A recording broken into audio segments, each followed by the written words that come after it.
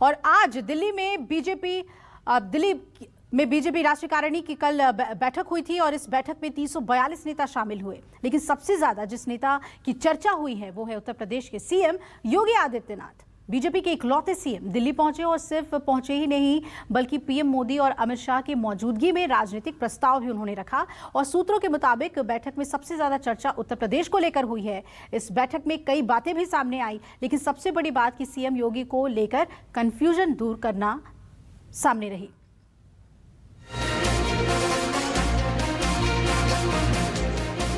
दो 2022 में यूपी में बीजेपी के बादशाह योगी आदित्यनाथ ही होंगे।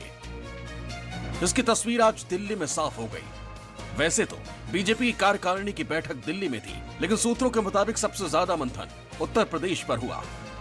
अगले साल यूपी में चुनाव है और कहते हैं 2024 का रास्ता 2022 में यूपी से ही दिल्ली तक पहुंचेगा। इसी को ध्यान में रखते हुए सीएम योगी इस बैठक के सेंटर भी रहे। इस बैठक के जरिए बीजेपी के केंद्रीय नेतृत्व ने साफ कर दिया कि योगी को लेकर कोई कंफ्यूजन नहीं है।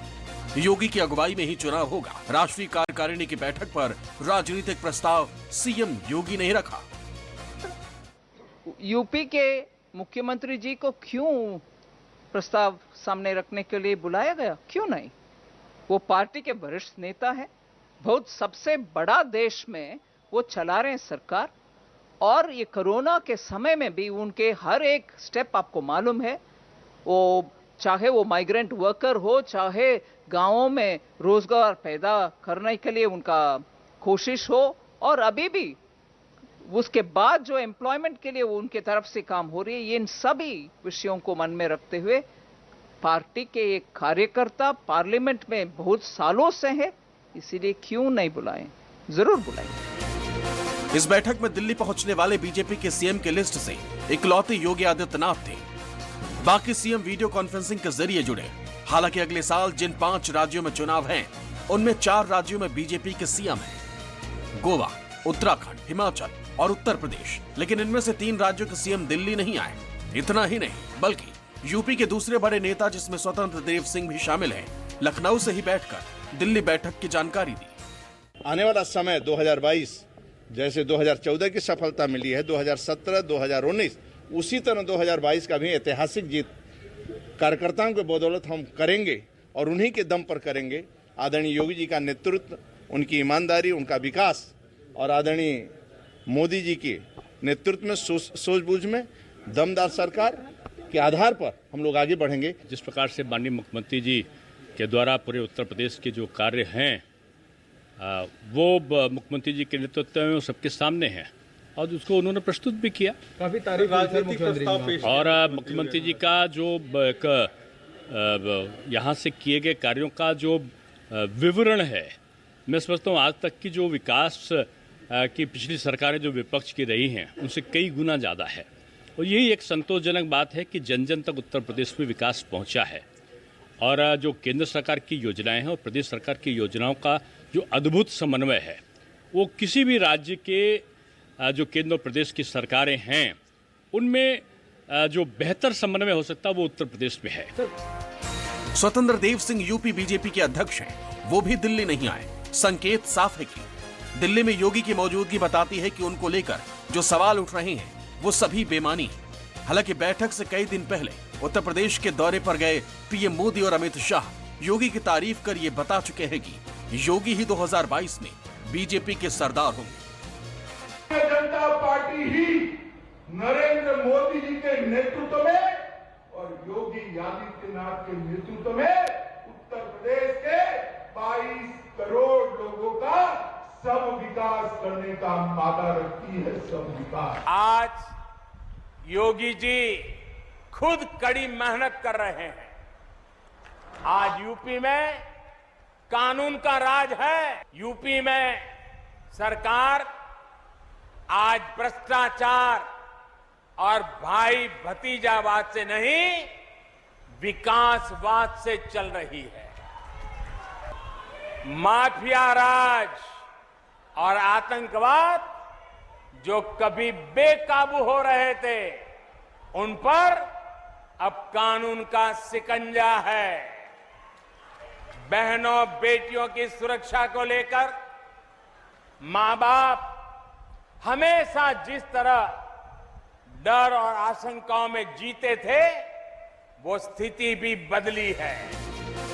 बैठक में 342 छोटे बड़े नेता शामिल हुए। पीएम मोदी ने भारतीय जनता पार्टी के नेताओं और कार्यकर्ताओं से सामान्य जन के मन के विश्वास का सेतु बनने का आह्वान किया और कहा कि देश की राजनीति में पार्टी ने आज जो मुकाम हासिल किया है, उसका बहुत बड़ा कारण जनता से उसका जुड़ाव ही रहा है। पीएम मोदी ने सेवा को पूजा बताया। प्रधानमंत्री जी की कोरोना को इस कठिन की स्थिति में चुनौती भरे रास्ते से देश को आगे ले जाने के लिए उनकी वैश्विक नेतृत्व के कारण आज विश्व उनको कई विकासशील देश और अनेक विकसित देश उनकी प्रशासनिक पहल की आदर्श मानते हैं। हमारी सबकी सौभाग्य है देश की ऐसे एक यशस्वी व्यक्ति, यशस्वी लोकप्रिय आस्था का केंद्र प्रधानमंत्री जी बने हैं। कुल मिलाकर इस बैठक में उन 5 राज्यों की चर्चा हुई जिसमें 2022 में चुनाव है। बैठक में पीएम मोदी ने नेताओं को कुछ नसीहत भी दी और विजय मंत्र भी दिया। कुमार गौरव की रिपोर्ट, न्यूज़ 24। जैसे जैसे यूपी में चुनावी सरगर्मियां तेज होती जा रही हैं, सपा अध्यक्ष अखिलेश यादव का जोश हाई होता जा रहा है। अंबेडकर नगर से अखिलेश यादव ने योगी सरकार पर जमकर सियासी तीर छोड़े। अखिलेश ने कहा कि सीएम सिर्फ बुलडोजर चलाना जानते हैं, लैपटॉप नहीं, जबकि समाजवादी के लोग लैपटॉप चलाना जानते हैं और जरूरत पड़ने पर बुलडोजर भी। यही बीजेपी के लोग लाल लाल सिलेंडर बांट रहे थे गांव में जाकर के। उज्ज्वला योजना के नाम पर सिलेंडर दिए गरीबों को, हर गरीब को सिलेंडर दे दिया। सिलेंडर बांटे जा रहे थे। बताओ आज सिलेंडर की कीमत क्या है? जो उज्ज्वला योजना है, महंगाई के कारण उज्ज्वला योजना बन गई। और हमारे बाबा मुख्यमंत्री जी कभी कभी लाल रंग से घबराते हैं। हमारे बाबा मुख्यमंत्री जी लाल रंग से घबराते हैं। और जब से सिलेंडर की कीमत बढ़ी है, बनता हो जनता गुस्से में है कि नहीं है। और हमारे मुख्यमंत्री जी महंगाई कम करने के लिए हो सकता है सिलेंडर का नाम बदल दें या रंग बदल दें इसका। यही बीजेपी के लोगों ने कहा कि गरीब को हम हवाई जहाज में ले जाएंगे। चप्पल पहनने वाला हवाई जहाज में जा सकता है। पेट्रोल 100 के पार हो गया कि नहीं हो गया? पेट्रोल 100 से पार हो गया। अब आपकी मोटरसाइकिल भी नहीं चल सकती है, वो फैसले ले रही है सरकार। धान खड़ा है खेतों में, सरकार कह रही थी आय दोगुनी कर देंगे, लेकिन बताओ धान की आय कितनी हो रही है? कोई खरीदने वाला नहीं, कोई पूछने वाला नहीं। जहां सरकार हमारे किसानों की नहीं मदद कर रही, वहीं राइस मिल मालिकों की भी कोई सुध नहीं ले पा रहा है। और जब से ये सरकार आई है, जब से ये सरकार उत्तर प्रदेश में आई है, इसने जहां अन्याय बढ़ाया है, वहीं हमारे किसानों को धोखा देने का काम किया था। किसान जो हमारी रीढ़ है, किसान जो हमारी अर्थव्यवस्था को संभालता है, किसान जो हमारा अन्नदाता है, किसान जो हमें कपड़े पहनने को देता है, किसान जो हमारा पेट भरता है, उसके साथ धोखा और उसके साथ अन्याय अगर किसी ने किया है तो भारतीय जनता पार्टी की सरकार ने किया है। हो सकता है जनता आने वाले समय में भारतीय जनता पार्टी को 400 सीटें भी हरा दे और समाजवादी पार्टी का गठबंधन 400 सीटें भी जीत जाए। कौन इनके साथ खड़ा है? जब किसान नाराज है, नौजवान नाराज है, व्यापारी नाराज है, अगड़े नाराज हैं, और बाबा साहब भीमराव अम्बेडकर की विचारधारा और डॉक्टर राम मनोहर लोहिया की। नमस्कार, मैं हूं मानक गुप्ता। अगर आपको हमारा ये वीडियो पसंद आया हो तो इसे लाइक और शेयर जरूर करें और हां, हमें सब्सक्राइब और फॉलो करना ना भूलें ताकि आप देश और दुनिया की कोई खबर मिस ना करें।